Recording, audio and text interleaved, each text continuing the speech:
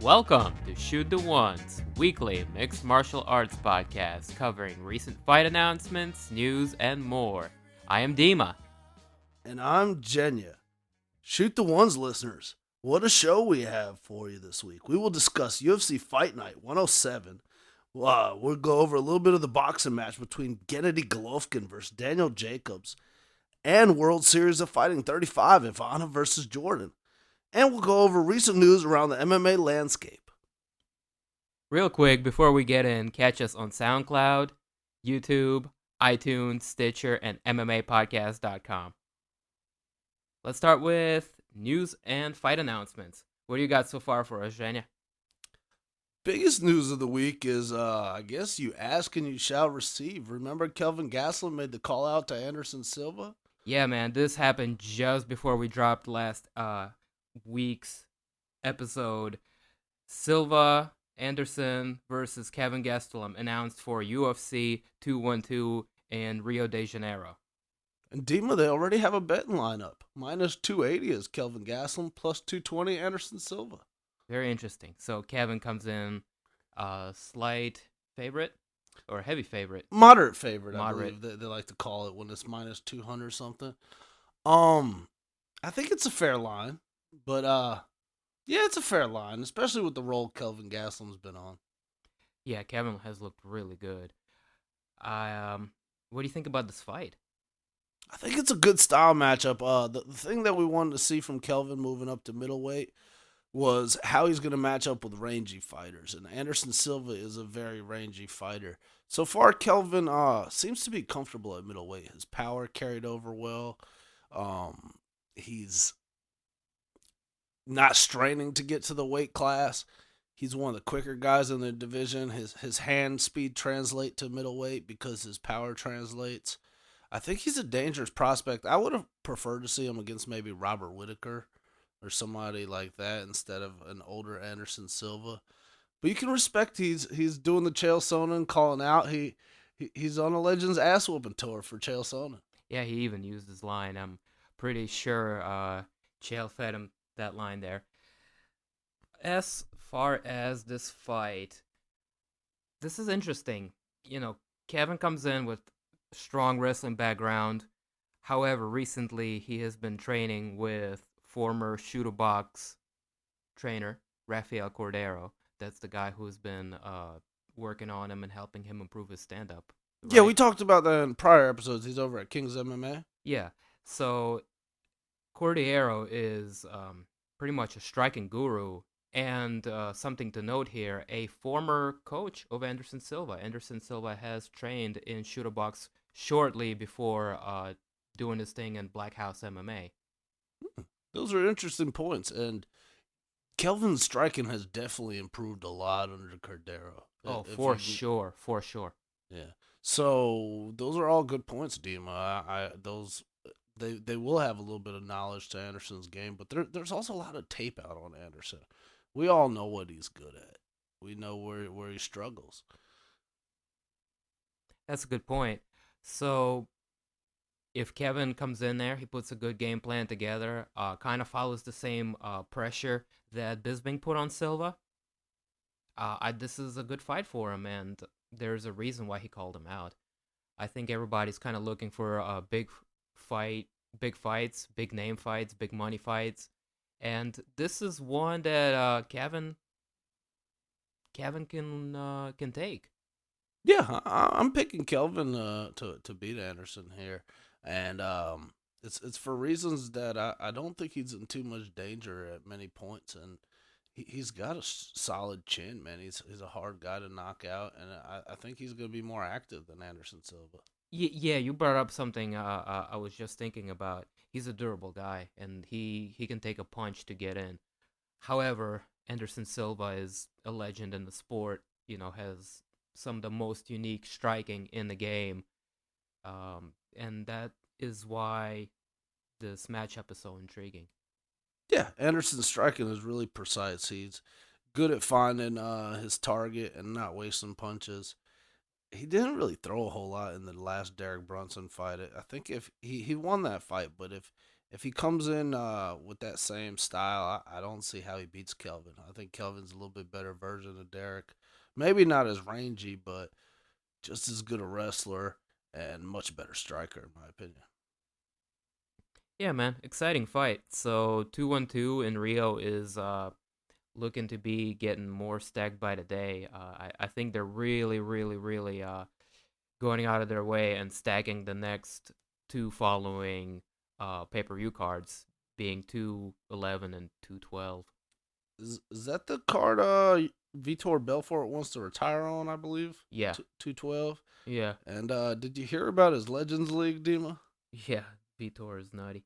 Vitor's Legend League with a set of rules made for him, pretty much.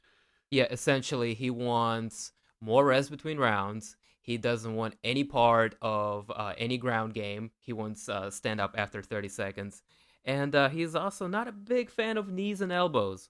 Yes, will be the perfect rules for Vitor Belfort to show how the Jesus fights. Yeah, it's kind of funny. The rule set is tailored to benefit It's Vitor to the maximum. This rule set was brought down by Jesus himself. Approved by Vitor, of course. But yeah, perfect rule set for Vitor to succeed in this Legends League. And Dima, believe it or not, I actually thought about this. I would watch. I don't think UFC would ever do it, but like if some smaller promotion did like real legends, maybe not with the rule set Vitor's implying, 90 seconds on the ground, that's kind of bullshit. But I would watch a Legends League. I would watch Matt Hughes fight Hoist Gracie again. Maybe I'm just a dork, but I would watch it. um, if the promoters put it together and people will watch no matter what. I mean, fights like Dada and Lei Kimbo Slice uh, was a very lackluster fight. However, it still drew ratings. So, you know, like you said, this won't happen in the UFC, but to an extent, Bellator, in its treatment of older guys, has kind of been this Legends League in a way. Dima, speaking of Bellator, is that our next piece of news? Yeah, we have a few signings from Bellator. Bellator is on fire. I mean, he's just picking up guys from UFC's top 10 divisions, even. Yeah, man. I was kind of looking at releases from the UFC, and they've lost like a top 10 in almost every weight class, Dima. Let's go over the recent Bellator signings. We have pretty much a deal made final in Ryan Bader coming over to Bellator, and also some talk as far as his first fight. He's likely to actually fight Phil Davis. Interesting fight. And you know what I'm really excited about? They also picked up Lorenz Larkin. Lil Lorenz Larkin is And another big, signing. Guy, very flashy striking, good prospect. yeah, he's 6-1 in the UFC. It's I got a question for you, Dima. It's kind of like head scratching. WIMG. They say that they're not worried about rankings. They want the guys that are going to entertain. Does Lorenz Larkin not entertain? Does Albert Tumanov? Like some of these guys that are leaving are super entertaining. Nikita Krylov, Kyoji Horiguchi, Ali Bagatinov. Eh, Good thing to point out. Also, some guys are leaving because they're not necessarily happy or are on good terms with current management of UFC. There's it's a concerning situation when it gets to a point that top 10 talent is starting to look for other avenues of income. You know what I'm doing? Sometimes I'm talking to you. Yeah. I gotta quit doing this shit. What was the last thing you were talking about? So I can go off of that. Something about forms of income. That the top 10 fighters are leaving to look for other organizations. Yeah. It's, it's concerning.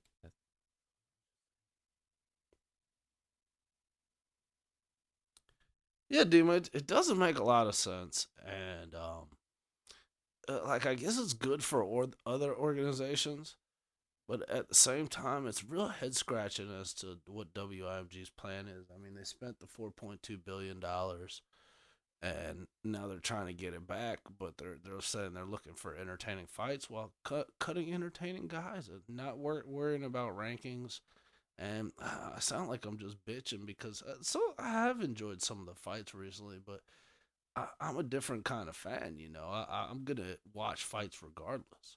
Some of these, casual fans, they don't think about like me. If there's not a card like 212 or not 212, I believe it's 211 Dallas. If there's not a really great card like that, they might not tune in. You know. And I wouldn't say bitching is a fair word. I think we are criticizing them for good reasons. To say, A little bit worried about the investment. and it also looks like they're going after short-term money gain, and that's kind of why we're seeing the flip towards entertainment side of things more so. But man, we're just kind of beginning to rant here as far as where the current management's direction is heading in. Yeah, I agree. On the note of other Bellator signings, they also signed Conor McGregor's jiu-jitsu coach, Dylan Dennis. Yeah, that's another one. So good signings for Bellator all around. Any other news this week? I have a handful of things written down. So we had talked about Bader.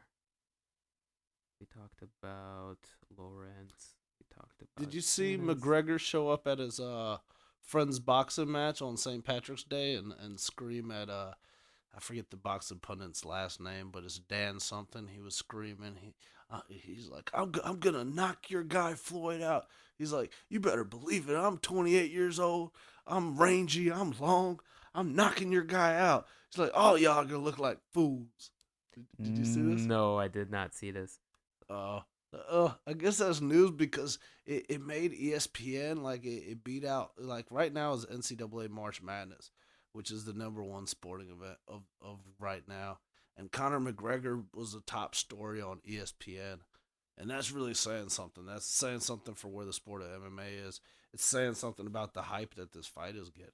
I don't like. I didn't want to talk about it, but now I'm thinking it's going to be for real. I think it's really going to happen.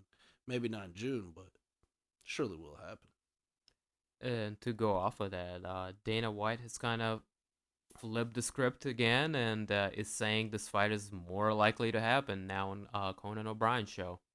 Yeah, his exact quote, I believe, is "There's too much money in it," which might be the first time I remember in a while Dana White being honest.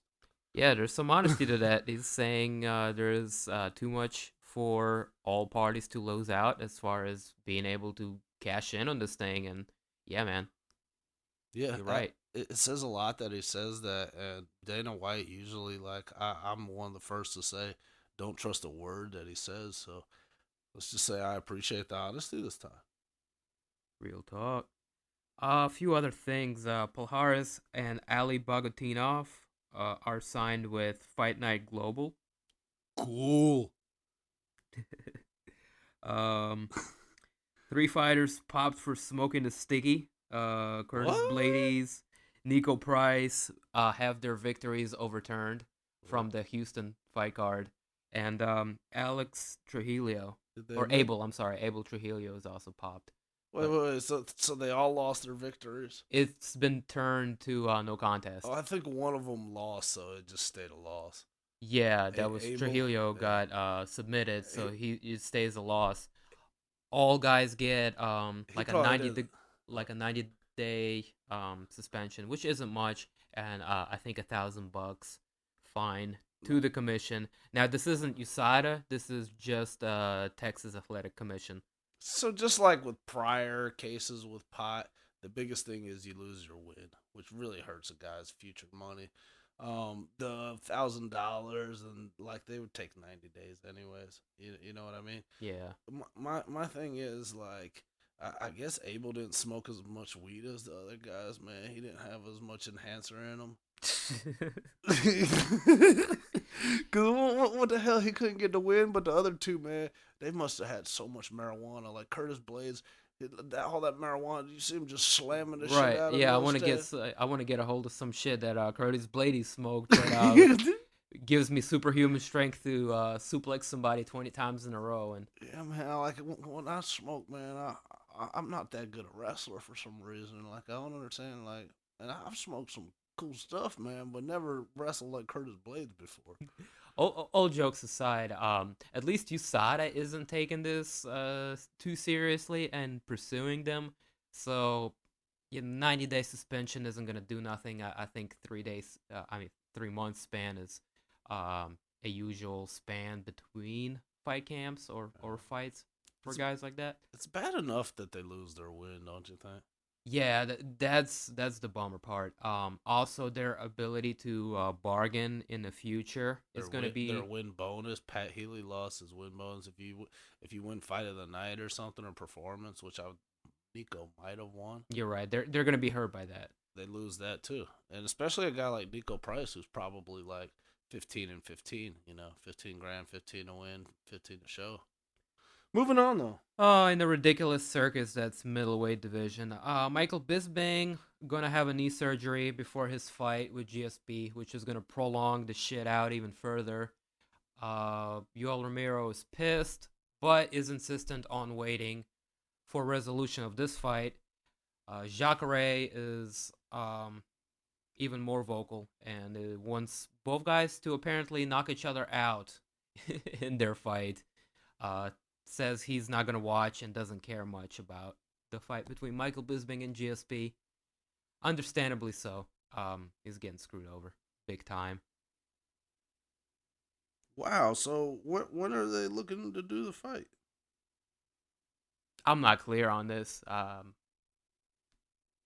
Yeah, I should have done a little bit more research.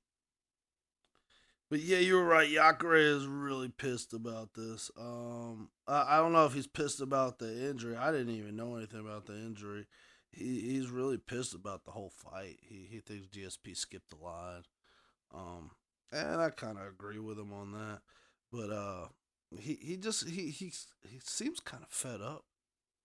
Yeah, very true. Um, he, I saw something on Reddit along the lines of him saying something like he might be happy retiring if um, he has to wait for this fight for an unreasonably long time. Which I don't know if he's really serious. I mean, I think he might be saying it just to get things going for him or his way. But it sucks when it gets to the point where a guy of his caliber has to go out and say these things in public in order to make this fight happen for him. I agree, Demon. Yeah. A couple of other things. Not gonna talk about him for too long, but Ben Raffle got popped by USADA. Has publicly come out and said he was sick or under treatment of physician during the time. So more details will come out about that later, I'm sure. And Michael McDonald is out of UFC after showing disappointment and in how he was being treated by the company. Yeah, direct quote from Michael McDonald. The UFC was dealing with me very dishonestly and disrespectfully. He will have an interview on ESPN Wednesday for anybody that's interested. Yeah, man. Kind of a rocky start as far as public relations with fighters for the new management. And a couple fights announced. Volkov versus Roy Nelson on UFC on Fox 24. Minyakov versus Bigfoot on the Russian promotion. I don't remember which Is one. that Fight Night? The Russian one? Is the one Fedor fought Maldonado on? Oh yeah, that's the one. Fight Night Global, Mm-hmm. FNG. Mm-hmm. Okay. Yeah, yes, sir. I don't know what number the card is.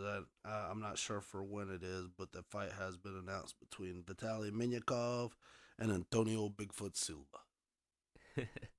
He called me sir. That's funny. Yeah, Um, exciting fights, dude. did did you hear any other ones? It's been kind of a slow week in MMA. Well, as far as some of these fight cards, actually Saturday was pretty active as far as we had a World Series of Fighting card, we had a boxing match, we had a fight night from London. Yeah, fights all day, man. I believe they started at like 1:30 was the UFC card. Finished roughly 6:30, I believe it finished. Yeah. And then World Series of Fighting kicked off at roughly 8:15. Yep. And it had a more exciting prelims than a main card, but we'll get into that a little bit later. And then around the same time was Golovkin versus Jacobs. Yeah, that was the big one for the boxing. Kind of a first thing. We'll talk a little bit of boxing here, just because it was such a big matchup for the boxing world. The Triple G, Triple G, Gennady Golovkin. Mr. Gennady. Yeah, undefeated, champion. Strong punches. Yeah, dude. How did he look? Is that what we're gonna talk about? We're gonna talk about the boxing first. Yeah, let's you talk about boxing. I'll quickly go over the World Series of Fighting. We'll just go over the 3 title fights, I believe. Okay, sure. Well, I'm going to preface this by saying I'm not a big boxing guy. I just kind of see what's going on the surface level. I've been a fan, from Tyson days. I used to watch this with my grandpa, and he used to always tell me Tyson was the best fighter, and uh, kind of got my start start in boxing there, watching highlights of good old Mike Tyson. But yeah, I've been a Klitschko fan. Followed their career a little bit. Not the most exciting fighters, but still unique nonetheless. Uh, really quick, let's get into this. Gennady Golovkin up to this fight has looked like this wrecking ball in the boxing world.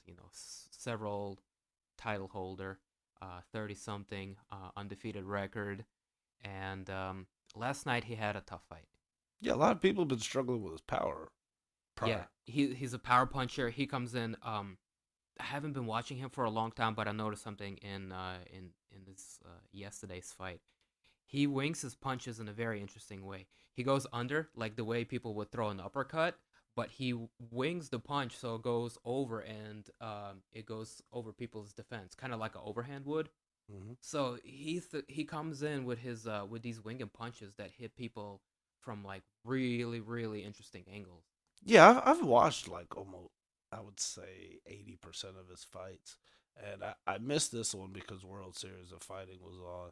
But I will catch the replay sometime this week. But what I did do notice about Kennedy and where he gets a lot of people is he comes in tricky angles, Yeah, and he's a lot of power and short. short bursts, and he's a good combination puncher. I mean, he's just a really really well rounded uh boxer, dude. So Exactly, and that's why he's got so many knockouts to his name too. yeah, he lights people up. So this fight, he fought I believe a younger opponent in Daniel Jacobs, Yes. um, who was athletic, lanky, like I said again, young, and he posed some challenges for Gennady. He It was a back and forth. First 3 rounds were close. It was fourth round. Gennady Golovkin managed to knock Jacobs down. I'm trying to go off of a memory here. Um, but he recovered. From that point on, Jacobs fought a strategic fight. He had a really good coach, and his coach kept telling him to keep his cool, stand behind the jab, and Jacobs had a really good like jab that he was able to fence with real good, and he was heavy on the body shots after that. So he went jab heavy body shot game, and he started to slow Gennady Golovkin down. So I would say he took 3 4 rounds in the fight, like for sure. He was able to land the jab and follow up with the body shots afterwards, and was able to frustrate Gennady Golovkin. Golovkin missed a lot of his combinations. Interesting. When's the last time somebody took him 12 rounds? This was the first time he went to a decision. First time? He has he got like Yeah, because 40 fights? he kept putting people out, dude, and that's why people are really big on this Danny Jacobs kid, because he was able to take the punches. He lasted 12 rounds with this furious power puncher in Gennady Golovkin, and it was a close fight. However, Gennady Golovkin got the knockdown in fourth. He kept pushing the pace. He landed, those crazy angled punches that he's known to land, and despite losing, I think he probably lost 4 or 5 rounds there for sure. Uh, he won majority of the rounds in my eyes, as well as on the judges' scorecards. So he got a unanimous decision at the end of the night. Congratulations to the Kazakh. Yeah, man. Legendary fighter from Kazakhstan, repping, repping the region. Now, I did have a problem with the announcers. They were super biased against Gennady Golovkin. Like, they were super pro Danny Jacobs. And they were like, oh, potential upset here. And, I get it. Danny won a handful of rounds, and he looked the best that anybody has looked against Gennady Golovkin. But they were clearly, like, being fanboyish there. Quick question. Do you think that him being unprofessional and, not really showing Gennady respect by coming in 149 pounds for a 145-pound fight and he couldn't win the title, do you think that played a role in the fight? I actually didn't know about him missing weight until you told me earlier today. So I don't know. I'll have to think about it.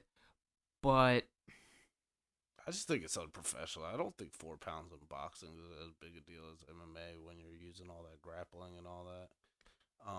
I mean, missing weight in any combat sports is unprofessional, and I'm Khabib's biggest fan, but it's unprofessional of him to miss weight. Well, I agree with Tony Ferguson there. yeah, I agree with that too. But at the same time, if your body gets physically sick, you're just sick. Yeah, There's a difference if you just miss weight and you don't give a fuck about your opponent, and you get physically sick and you can't make the weight. That's like if you get sick, you or me, if we get sick, we're not going to work more times than not. I agree with you. And health comes first. But he should have put himself in a better position to be able to make the weight instead of trying to cut down so much that his organs started to misfunction. But I am empathetic with, you know, Khabib. It's and just as disappointed as anybody that this fight didn't happen. But let's circle back to this. The judges, not the judges, the commentators for the boxing fight were biased as fuck, and I don't even want to say their names. They were knuckleheads. I'm not sure who the commentators were. I don't even know. I know This was Dan Hardy. HBO. I know for the UFC it was Dan Hardy, and I'm not even sure the other guy. I didn't like the other guy though. Gooden, Is that the other guy? something Gooden. He said he really pissed me off when he said that somebody landed a lucky punch through the guard, and I'm thinking, and shoot the ones listeners, maybe you can help me with this if you know. What the hell is a lucky punch? There's no lucky punches in MMA. You practice a punch to throw a punch. How the hell is it gonna be lucky? Yeah, not a good night for Mr. Gooden as far as announcing. And that asshole stole my line, man. He said that there's a lot of traveling fighters on the card tonight, and if you shoot the ones listeners can tell you, I'm thinking Mr. Gooden listened to the Shoot the Ones episode 2, where I'm talking about with the cousin. I think that might have been episode 1. That might have been episode 1. But yeah, I do remember because that was a good laugh in the editing when it was getting late, and I did hear you drop the traveling fighter line. Now I don't think he really listened to it, but I was honored that he used it. Great minds think alike. Yeah, exactly. Well, I don't know, man. He's talking about lucky punches and shit. I don't know if he's a great mind. But Dan Hardy was nice. To be fair, we do say some ridiculous shit ourselves from time to time, and we might be rough around the edges. Dan Hardy, he did a fantastic job. You're Yeah. right. That is a fair point, but I'll let you get back to. I digress. I'll let you get back to these boxing announcers. I think I was Finish your about point. done. They were biased, a little bit unprofessional. Uh, they were really rooting for the American, and I think that was kind of the bias there. Even though I think one of the guys was British. But yeah, I saw Gennady Golovkin winning the fight, and I don't know what the fuck they were seeing, but it was a close fight. I don't think Danny Jacobs was clearly, upsetting him that night, like they were saying. Cool. You want to go over? I'll quickly run through World Series of Fighting. If you want to add some points in, that would be excellent. Yeah, man, go. I didn't actually I did not join World Series of Fighting until about two fights until main card starts. Okay, those were actually good fights, man. The World Series of Fighting was good up until the main card. Like the main card, the problem is if you got three title fights, man, you could be sitting there for a long time. And luckily for them, Blagoy finished Jordan's day pretty quick. Yeah, man, that was one of the fights that I did catch. Not much to talk about. Sean Jordan and Blagoy, both big guys, heavyweights. Um, Something of a note, Blagoy is a badass motherfucker. He survived a stabbing attack. Got stabbed 9 times. Was in coma for a long time. Uh, was a year and some change. After he recovers, he makes a return to MMA and has fought and had a good career since. Yeah, he's an interesting guy. Only lost once in his career. Beat Fedor in a sambo match back in the day. Went undefeated when he started MMA. Got stabbed 9 times, like you said, and he recovered it somehow. And decided to come back to MMA, and he's been doing great. I mean, Jordan was a UFC guy, and he's got a win over Derek Lewis. He's not a scrub by any means, and Ivanov was able to put him out in 1 minute and 43 seconds. Yeah, they kind of paced back and forth for a little bit. Sean Jordan started crowding him a little bit, and Blagoy didn't like that shit. As soon as he felt his back against the cage, he started firing. He went with a 1-2 real quick, and Sean Jordan, even though the 1-2 didn't really land anywhere significant, he felt the power. So Sean Jordan starts to back up, and Blagoy just starts teeing off, and one of those combination clips, Sean Jordan clean. Yeah, that was cool, man. And before that, Andre Harrison pretty much beat Lance Palmer, the former champ, every round. Andre Harrison was the new signee to World Series of Fighting. He was 15-0. Now I believe he's 16-0. So good win. He's gonna be a good champion over there. Bekbalut Magomedov, kind of same thing. Dominated Donovan Freelo. Freelo had a couple of times. I think he hurt him a little bit in the first round, but Magomedov had the advantage for most of the fight. Just a wrestling clinic. Yeah. Abubakar Nurmagomedov, Khabib's brother. Yep. He had one of the best showings of the night. Also wrestling clinic. Yeah, he beat up Matt Secker. It wasn't just a wrestling clinic. I mean, there was some good ground and pound too. Good He was punches, yeah, man. yeah. He looked a little bit like his brother. Yeah, in Nurmagomedov fashion, he put the whooping on him. Yeah, this next fight was surprisingly interesting. Bill Jones was 12-10 coming in. Now he's 12-11, but it's a close fight with Tom Marcelino. Tom from New Jersey, I think he was in his hometown. Got the win there. And then one of the coolest fights of the night, this Hakeem Dawodu fella, he reminds me a lot of the Melvin Manhoff back when Melvin Manhoff was on a tear. He's got the real sweet Muay Thai, and he was hurting Siler, but Siler, to his credit, is a tough guy, man, and made it a fight. Islam Mamedov, this was the performance of the night, Dema. Did you see this one? I did not, but I know the armbar finish. Yeah, he submitted him armbar, but not before having his way with him. And this is a good guy. Yeah, I only caught the finish of that. I think Nathan Schulte is Brazilian, but with American top team. So like he's in a good ass camp, man. And Mamedov looks nice, man. He looks like a solid prospect. He's got good striking, real good wrestling, sambo base, and like his ground and pound is really hard. And when he switched that armbar, it was picture perfect, Dima. So the Russian fighters, the Dagestani dynasty is 4-0. This card. 3-0, I believe. Who's the fourth? Islam, Yep, um, the Nurmagomedov, two, the Magomedov fella, three. the bantamweight title fight, and Blago Ivanov. Oh, Bulgaria is Bulgaria. Oh, you're right. My bad.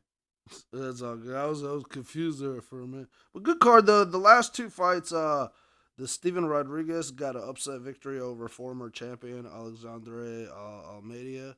Almeida did a lot of fence grabbing and weird stuff that fight, but it was a good fight, man. I like the way Rodriguez fights. And Wallow got a split decision over Nakahara.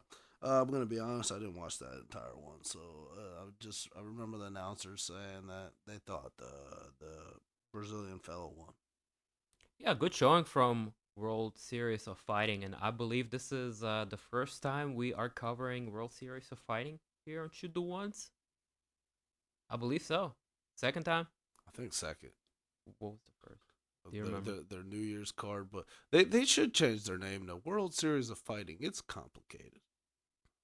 WSOF. It's complicated. They should after every time they say it, they should just say it's complicated. I don't think they're gonna do that anytime soon. They just got a spiffy new logo. Oh shit. What are they doing, Dima? Title fights. I mean, Ray Seth was a madman. They're how are they still in business? They can't be making money, and they just cut all their good fighters. They signed Andre Harrison, who beat their champ. It's just a weird promotion. Like, are they looking for that one fight? What the hell are they doing? They're like losing money. And every time they're about to shut down, they're like, wait, we got this investor. Like, what the hell are they doing? Are they with the mafia? Like, where's this money coming from? Well, and they're like they've been losing money the whole time, from what I understand. Dude, I have no idea. But there might be some money coming from overseas. You are seeing more Russian fighters fighting for the promotion, so you know. Even with the cuts, they still have some talent over there. The cuts are gonna hurt them a big time. I mean, those are some superstar guys left: Marlon Moraes, David Branch, Justin Gaethje. Probably my three favorite fighters that were in World Series of Fighting. Yeah, kind of a wild card promotion, man. And I believe it against what was that fella? Oh shit! I believe against Magomedov, it was supposed to be that Bibliatov or whatever. The other Russian fellow that's really nasty. But Yeah. he's already beat Donovan Freelo, I believe. And but that guy had to pull out. So that's why this title fight was on it. Gotcha. So let's move ahead into the UFC Fight Night, which was broadcasted on Fight Pass. Main event: Manuwa versus Anderson. Hell yeah. This was a dope card, man. From London, lots of traveling fighters, as you like to say it. Yeah, it was surprisingly a good card. I mean, you look at the names on there and it's not really jaw dropping, but well, besides some of the guys on the main card like Gunner and Manuwa. But card ended up being really good, man. A lot of storylines, a lot of good fights, some Mortal Kombat type stuff. Oh man, yeah. Let's go bottom up. First fight on the card was women's bantamweight. Lena Landsberg defeated Lucy Pudilova in a unanimous decision. Yeah, it was a hell of a fight, but like it was weird. Unanimous decision, but Landsberg herself was like, I don't know if I won that fight. Landsberg got beat up in that third round. I mean, she was cut open, face was swollen. It was bordering a 10-8 round. Yeah, to my understanding, Lena Landsberg took first two, First and one was really close. The first one okay. in my eyes could have gone either way. Mm-hmm. But you could say Landsberg landed a little bit of the harder punches. And, gosh, Pudilova, Miss Pudilova was throwing a little bit more volume. This girl, she was doing some funny stuff in the first round, Dema. She was snaring at her opponent. Do you remember many fighters snaring? No, she brought some She was intensity. like, I wish you could see my face when I did that shit to one's listeners. Was she trying to like intimidate her, or what was she I going for think there? so. This was a rematch, and she really just, I don't know, man. Maybe that was a way of her getting herself pumped. But she brought a lot of energy, man. Second round, like you said, Lena took that second round clearly. And third round, man, was the most dominant round of the fight, man. Lucy started finding her range, and the elbow kick queen, Lena Landsberg, was getting tired. Yeah, man. I just saw that at the end, her face was a mess. This might be a stupid question, but is London O2 like an elevation or something? Because so many people were getting tired, man. Or is it just the fighters that they had on here that don't have epic gas tanks, I guess? Because I don't I can think name so. 3 or 4 guys that just got really tired and it lost in the fight. Like Vicente Luque, Daniel Omelanchuk, Darren Stewart got really fucking tired. Lena Landsberg got tired. It was happening. Reza got pretty damn tired, but Reza was taking the ass whooping. But you could go all the way down the card and probably, besides maybe 3 fights, and the guys got incredibly tired. Maybe jet lag and the time difference Mm-hmm. is something of a factor here, but I don't think elevation for London is Yeah. a factor. And I think it might have been the game plans the opponents were kind of putting on them that tired them out a little bit too. Yeah, in some fights, Yeah, they were bringing a heavy pace. for sure. Next fight, middleweight division. Brad Scott defeats Scott Askham in a split decision. Close fight, could have gone either way, but it was a good fight, man. Both guys had a lot of respect for each other. Brad Scott really hurt Scott's leg at one point with a kick. I think other than that kick, though, Askham, in my opinion, I scored it for Askham. Am I upset? No. I didn't see this fight, so I don't have much to add to this. I did, however, see the next one in lightweight division. Mark Diakisi defeats Timu Bakalin via KO punch first round. Wow, what a finish. Yeah, Dima, it only took 30 seconds, man. This was like straight out of Mortal Kombat, man. I've been big on Diakisi since before he was even in the UFC, man. I was telling people about him. I was like, man, you got to watch this kid. And he recently got with American Top Team over there with Will Brooks and those guys. Mm-hmm. And he's actually Will Brooks' #1 training partner now. And sky's the limit for this kid, man. He came in there and he did Mortal Kombat stuff. He threw a spinning kick, man. He's smiling in there. And then he throws another kick. And then the one time Timu Pakalin's like, all right, man, it's my turn. I'm going to throw a combo. Nope. That's when he Nope. gets He one punch, walked right into that. one punch knockout. Wow.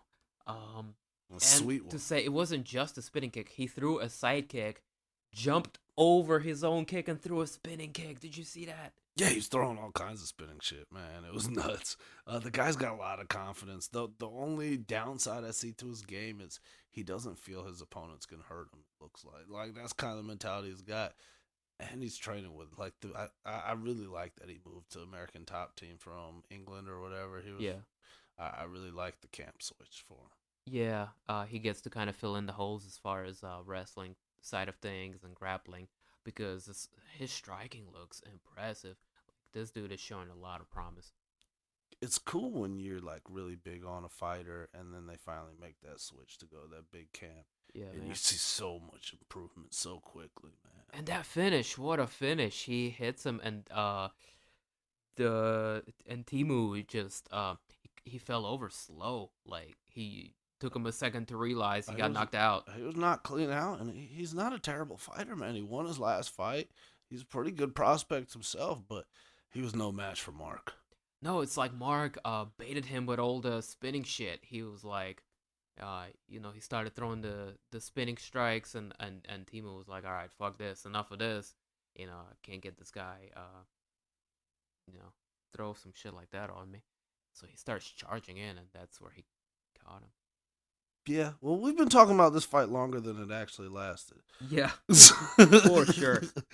So let's go on to the next one. Leon Edwards, man, keeps on going with his win streak. Pretty impressive win streak now. I think he's 5-2.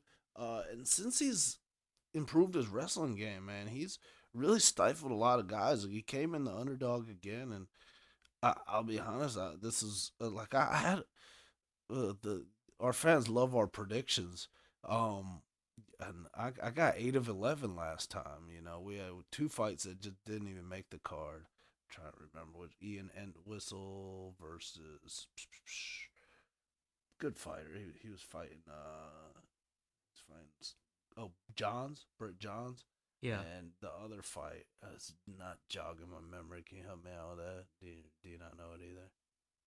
Which one? The other one that was supposed to be on there that didn't happen for medical reasons. With the leg lock expert fella? No, that's the Ian and Whistle. Okay. That one I said. But there were 2 fights that didn't make it because the other guy went to the hospital that day too. I don't remember. Was it? Tom Breeze. Yes, Tom Breeze he was gonna fight Olympus. Yeah. Bulu Umbungalus. Alumwale Bungabosi. That guy, yeah, man. That guy's real athletic. And it was supposed to be Tom Breeze's middleweight debut. Yeah. Unfortunate. Hopefully he comes back. I did hear Ian Entwistle, however, is contemplating retirement. I don't think he wants to make the weight cut again. I think it's really hard on his body. I think he's having some medical issues. Oh, really, man? I don't know, man. I don't see a problem with getting out either because the way that he fights, man, his last fight, I was surprised they gave him another shot in the UFC. Like, the guy just goes for leg locks. And, like, last time he fought a guy that didn't give a shit about being in the leg lock and just pounded his face. And, like, he legitimately felt bad for him. Like, he went for the leg lock and he was helpless to the guy just pounding his face. And I don't know, that's a hard way to win in the UFC, man. A lot of those guys are trained to defend the leg locks. For sure. But to go back on what you were saying, as far as predictions, the fights that we did call, I think we called them spot on, dude. Yeah, I mean, our percentages were well over 80% on this card. So if you care about that kind of stuff, here you go. A lot of people are big on it, man. We got a lot of gamblers that listen to Shoot the Ones. And we do gamble from time to time. Yeah. So we'll try to stay up on the predictions, and remember that when we're talking about future fight cards, we'll try to give you predictions. Sometimes you gotta realize though, there's no betting line out yet, so we're just gonna give predictions on who we think's gonna win. All right. So what's the next one? Tim Johnson? Tim the Wrestler Johnson, man, he kind of used his size and weight to beat Daniel Omalanchuk. Yeah. Split decision. I thought it should have been unanimous. I don't remember much of the fight. To be honest, back and forth. It wasn't much of a fight to remember. Let's move on. All right, fair enough. Also, kind of a lackluster performance. Francois Barrosa narrowly defeats Darren Stewart after Darren Stewart is just like heavily gassed. Kind of like I'm feeling right now. But you need some more coffee, buddy? Yeah, that's probably what did it. But no, Darren Stewart, man, like he was a good prospect. He was like a 2-1 favorite, which is weird because Barroso has a pretty good win-loss record in the UFC. They always put him in to lose, and he finds a way to get a victory. But Darren Stewart looked like the bigger, stronger guy, but he got so tired there in the second round and Franzenberg couldn't take advantage of it, but he could take advantage of it enough to sneak by a victory. So it ended for a pretty lackluster, boring fight. You can't have a bar burner with every single one of them. But this next one up here, Joe Duffy, Reza Madidi, that was a pretty exciting fight. Actually, the next 5 fights are all really fun, man. The next 5 fights got me going. Yeah, it's really turns up from here. Yeah, card gets really fun, man. Joe Duffy put a clinic on Madadi.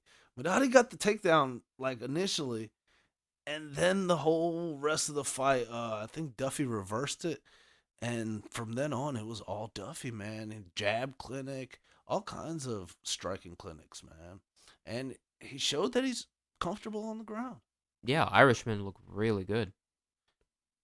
The weird thing is, this was his last fight on the contract. He's not in good standing with UFC because he's kind of pissed about we were talking about a little bit earlier and on prior episodes about the entertainment aspect of it. And he doesn't like he's not one of those guys that's gonna shit talk his way to a fight. He wants to let his skills do the talking. And personally, like we talked about earlier, man, he might be a good signing for Bellator. They're picking up a lot of talent, and if they get Joe Duffy, man, they're one step closer to competing. I would not be surprised with the way things have been going. With the way that he's talking, I think we might see Joe Duffy and Mayday McDonald over there soon. Yeah. And despite him being a good fighter, he's not the most flashy when it comes to trash talk. He doesn't put himself out there. What do you think about Reza here, man? Tough guy, man. Fucking, but got the excuse my language, shit to one's listeners, but oh, No need to apologize for the language. We are not under broadcasting rules. Kind of like true. Good old Gooden over there was apologizing to the viewers for sorry about any kind of colorful language you might have heard. True, but some of these podcasts, especially some of the newer ones I hear that are starting up, man, they think because it's MMA they're gonna cuss every other word, and maybe because I'm an adult, like I don't want to hear that. I think as long as you don't overdo it, you'll be fine. But Yeah, I guess we are humans. We will fucking cuss. There you go. True that. I go. guess you lose the fucking professionalism. Oh, well, sometimes you just gotta tell it how it fucking is. I hear you, but Reza got beat up pretty good, Dema. Yeah, man. Outstanding performance for Joe Duffy. He did everything other than finishing the fight. Yeah, this and the first fight of the night were really bloody, man. They were definitely the two bloodiest fights of the night. And Madidi kept coming forward with that gash on his forehead. That's what he's known for, man. He's a Greco-Roman Mad Dog. The Greco-Roman champion. He always comes forward. I mean, most of the time he's losing, but he's always coming forward. It's weird. Fitting nickname for Reza Madadi. And next fight, Dima, we had a prospect matchup. Makwan Amirkhani, Mr. Finland, Yeah. versus Arnold Allen. Good prospect versus prospect fight. This was a good, close fight. Yeah, man, I like the back and forth fight. Arnold Allen showed that he's a real prospect. Well, I think the referee kind of jacked things up a little bit in the third round for Amir Khani. He was having a pretty good round. He was trying to work on the ground, and the refs just like stand up. Yeah, he was standing him up Right away, and it was towards the end of the round, and it gave Arnold the last takedown, and I think won him the third round, which was really close because Arnold got the full mount, and it was really beat. Arnold had a little bit better gas tank. I think Arnold deserved the win. It was a split decision win, but I think it should have been unanimous, just like Tim Johnson. Good fight. I agree. And next fight was a retirement fight of Brett One Punch Pickett. Did not go his way, unfortunately. Marlon Vera was able to get a head kick, knockout there in the third round. Yeah, Dima. One Punch in his retirement fight. Kind of one funny thing. We had two One Punch knockouts, and One Punch got knocked out. But beyond the pun on words, he looked pretty good, Dima. He was winning that fight.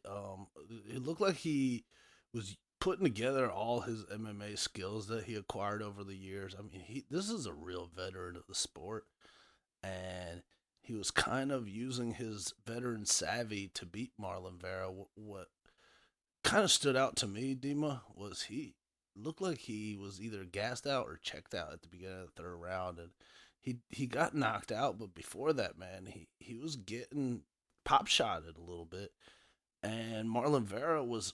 It looked like the knockout was inevitable, kind of coming. Yeah, first 2 rounds, Brad Pickett was taken over. I would say he landed a takedown in the first. He secured a takedown as well in the second. And like you said, did not come out exactly with the same fire in the third. I don't know. I can't exactly put my finger on it. Was he coasting? Maybe he was tired. Anyways, Marlon comes out and is more active fighter here and starts putting together combinations.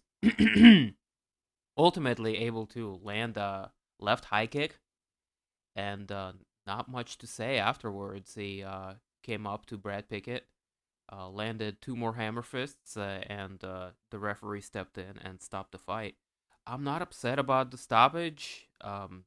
No, he was out, man. Yeah, even though some people are upset because he was beginning to raise his legs. Oh, but To me, it looked like he was out as well. So I'm not.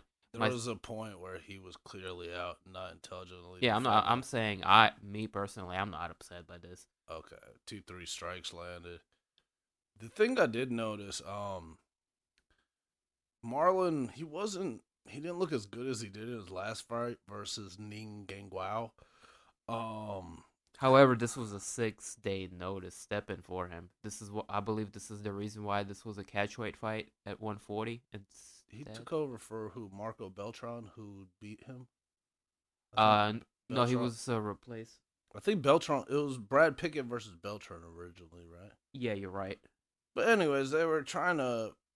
So this would have been an even easier fight for Brad Pickett because Marco beat Cheeto Vera. Cheeto Vera's been looking like he's getting better. I think he's you feel good for the guy. He's got a sick daughter, and he's fighting for a real cause. So he needed this win a lot more than Brad Pickett. Of course, you want to see the guy go out on a win, but that's kind of the way the cookie crumbles in MMA, man. You can't get things your way, and regardless, they set him up for a fight that he should have won. But at the same time, you can't write your story in MMA. You gotta let the guys fight.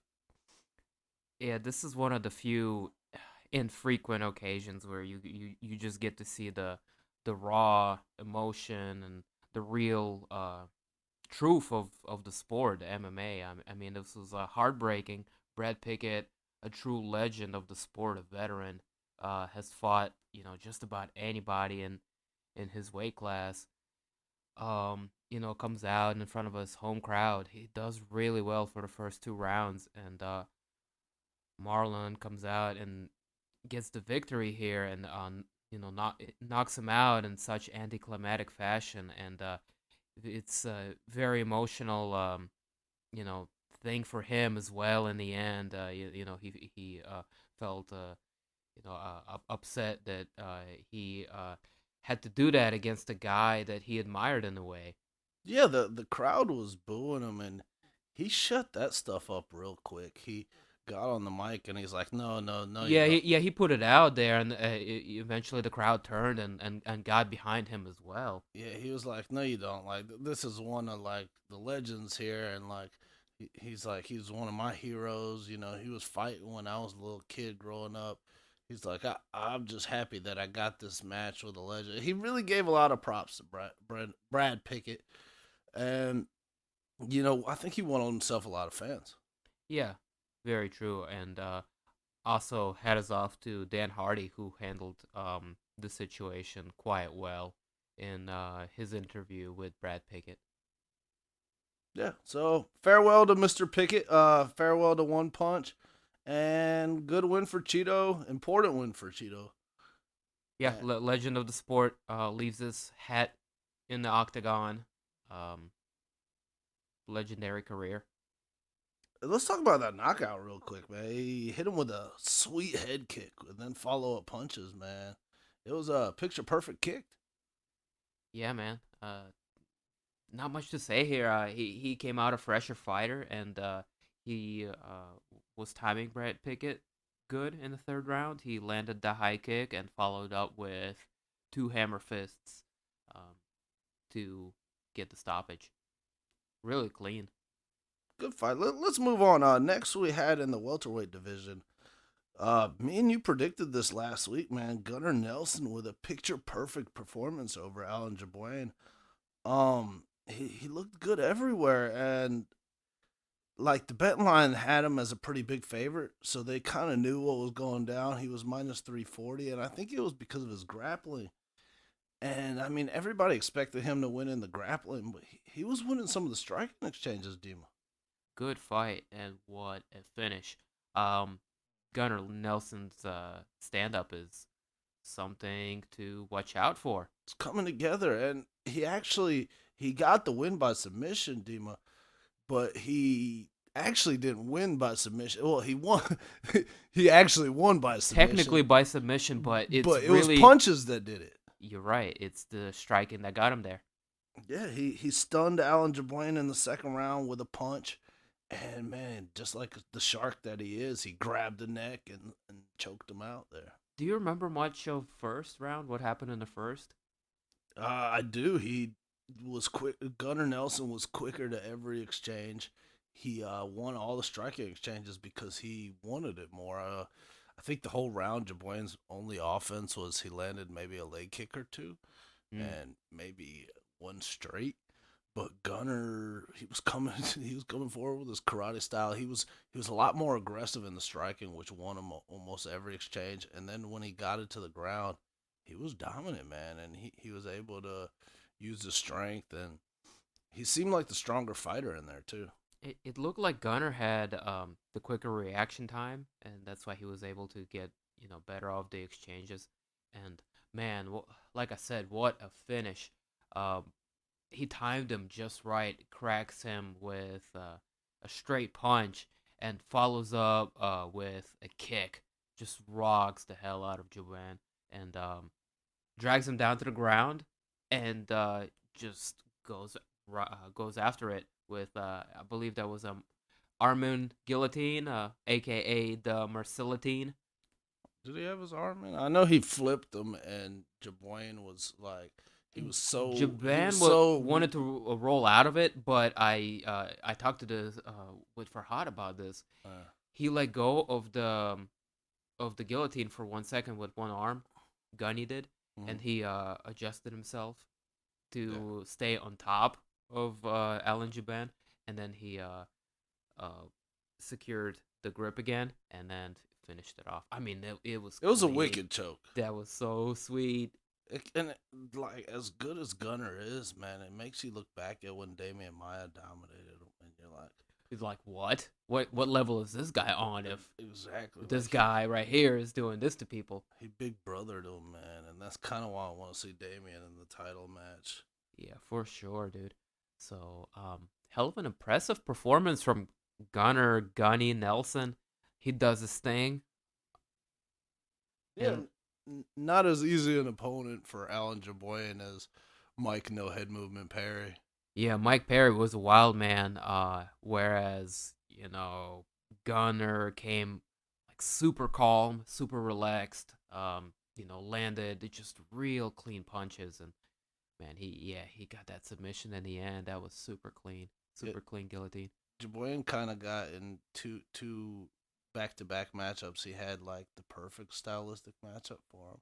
Yeah. And then like the most nightmare stylistic matchup for him. Yeah, that shit did not work his way. Yeah.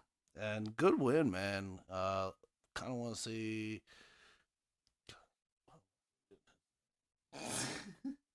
Gunner. I was about to call him Glover. That's what I do. I didn't want to fuck it up. So, but kind of want to see Gunner take on a top 5 guy, maybe top 10 at least. I don't think Jabouin was quite in that top 10 picture, and I think Gunner's on the level where he's ready to compete against the top 10 again. I Yeah, know he's gotten a couple chances. Damian Maya and he fought somebody else in the top 10, didn't he? I would say so, but Damian Maya is a nightmare for anyone. As far as who he fought before, he fought Albert Tumanov. He beat him. He beat Brandon Thatch, and he's got a loss against Rick Story. That's his other only loss. Oh yeah, Rick Story made a tough fight for him. Um, that was. I think Gunner's improved since then. I think he's improved mostly his power and his striking and his karate implemented to MMA. But Rick Story did. He put a lot of pressure on him. Rick Story definitely won that fight. I remember it. He outworked Gunner that fight. Yeah, but prior to his fight with Rick Story, he was 13-0. Yeah, against a bunch of cab drivers and Yeah, but that's how you make your way up to the ranks of UFC, so you can. but he's a solid guy, man. Solid prospect. Yeah, trains with Straight Blast Gym, Connor's Connor, coach, and you can tell John Kavanaugh.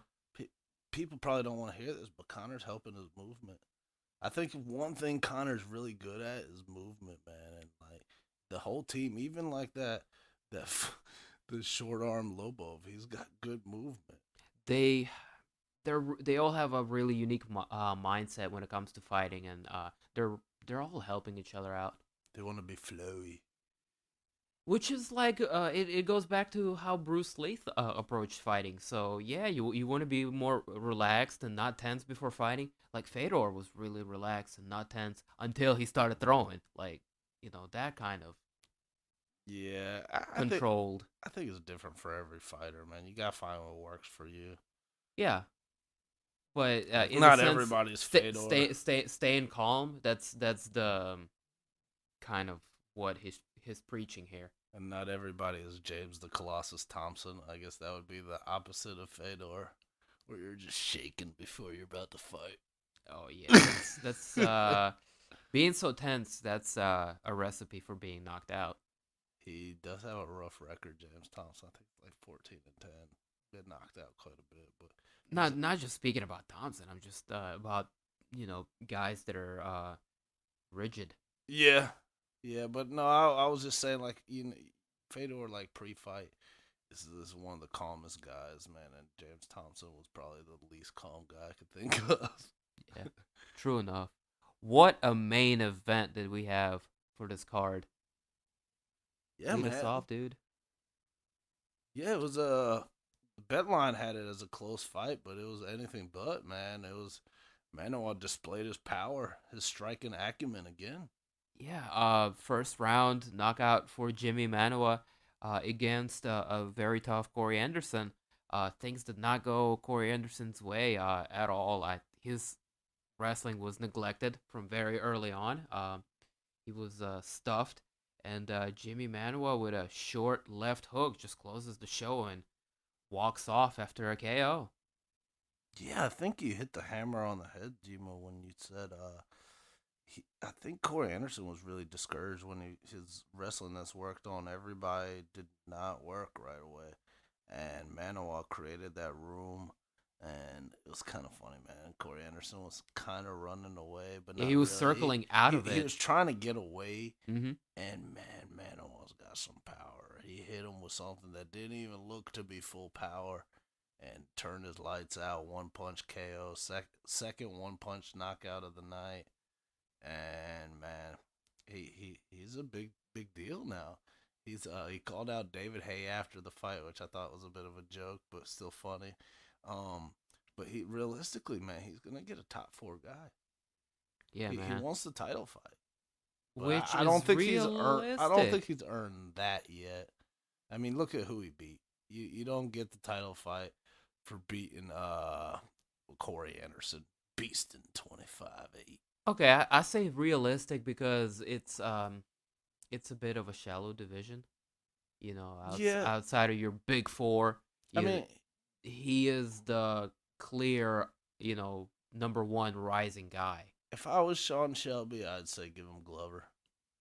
I think Glover Let's, would be a good test. let's see what he does against Glover. They're both coming off of wins.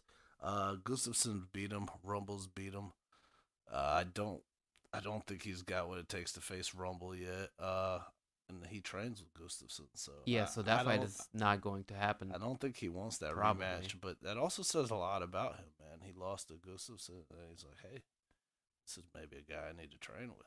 That always tells me a lot about a fighter when they're willing to do that, man. That means they're willing to do what it takes to be a champion. For sure.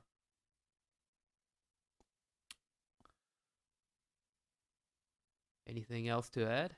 No, you just shot the ones with us. you said it. Oh man. That was a good show, Dema. Blew my mind. You didn't think I would say it? No, I didn't. I thought it was perfect. All good. Yeah, man. You guys could catch us on Stitcher, SoundCloud, MMApodcast.com, iTunes, and any other place where you find podcasts. YouTube. Search us. We're pretty Googleable. Shoot the one, like number 1, S, and we just pop up about anywhere. Yeah. This is episode 8. Still rolling, man. This is fun. We're gonna have a couple slow weeks of MMA, so our episodes might be a little bit shorter over these next couple weeks. So we don't got fights to talk about besides Bellator card, I think, coming up. And what's our next UFC card? Is April 8th. That's gonna be the DC versus Anthony Johnson. Ooh. And if that still goes down as planned, that's a good main event, man. Yeah, man. Do you think Anderson? Do you think Anthony can? Daniel Cormier has already proved that he's can beat Anthony Johnson. Anthony Johnson has not proved it, but he did hurt Daniel Cormier. So both guys have confidence to come out of that fight. It's gonna be a good one. Here is my short prediction, and not really a prediction. Some of you are going to be upset.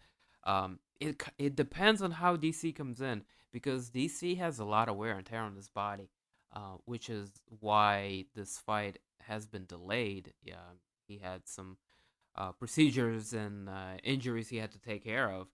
So if it's a healthy DC that comes in, I think he perfected going between punching and wrestling, and he has Anthony Johnson's number. However, if he has any lingering issues as a result of injury, that might be a tough fight for him.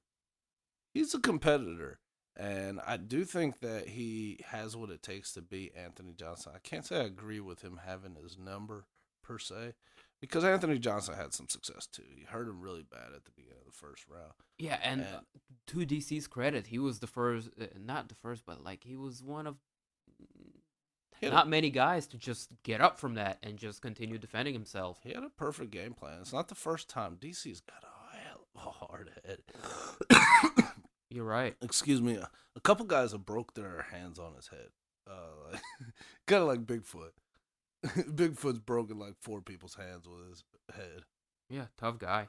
So, yeah, in upcoming few episodes, as we do have these slow weeks, we'll just primarily focus on news, fight announcements, and do a little bit more of in-depth reviews for these upcoming Bellators. I believe King Mo is fighting Rampage, and like we talked about earlier, we're gonna do more close breakdown of the card of the UFC pay-per-view featuring Anthony Rumble Johnson and Daniel Cormier. Yeah, and we appreciate all the feedback from you guys. We're working to do a couple new things. We're going to try to get some guests on here possibly. And yeah, we're opening to trying new things. So let's see where this takes us. We want to thank you for shooting the ones with us. Dema and Genya out.